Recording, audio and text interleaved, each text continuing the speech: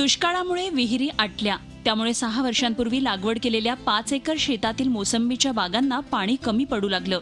पण ठिबक सिंचन करत असतानाच नागदचे शेतकरी विनोद परदेशी यांनी मोसंबीच्या बागेत रोटरनं जमीन भुसभुशीत केली. त्यावर शेणखत टाकलं, बेड तयार करून बेडवर मल्चिंग पेपर टाकून सागर किंग जातीच्या टरबूज पिकाची आंतरपीक लागवड केली.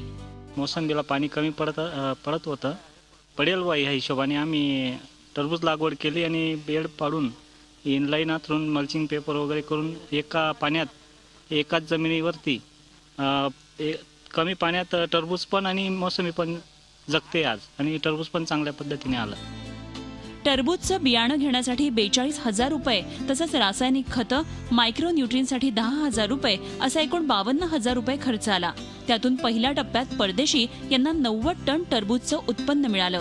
या टरबूजला त्यांना प्रति किलोग्रॅम 8 ते 9 रुपये दर मिळाला. त्यामुळे 5 एकर क्षेत्रात त्यांना 7.5 लाखांचं उत्पन्न मिळालं. सगळा खर्च वजा करता त्यांना 5 लाख रुपये नफा मिळाला. 8 रुपये 60 पैसे किलो प्रमाणे आपण पहिला माल दिलेला होता, आणि आता 2 नंबर माल आम्ही मार्केट पाठवतोय. साधारण 7.5 लाख रुपयाच्या जवळपास 5 एकरामध्ये उत्पन्न आलं आहे. त्याच्यात खर्च वजा जाता आम्हाला निव्वळ नफा 5 लाख रुपये अगोदरच राहून गेला, आणि आता हे 2 नंबरचं माल आहे मला ते बेनिफिट म्हणून. टरबूज पिकाच्या दुसऱ्या टप्प्याचा बहार अजून बाकी आहे. त्यातून त्यांना 17 टन टरबूज पासून 1 ते 1.25 लाख उत्पन्न अपेक्षित आहे.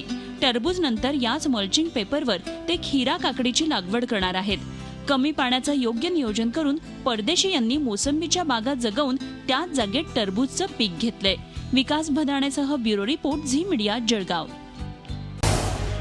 झी 24 तास रहा एक पाऊल पुढे.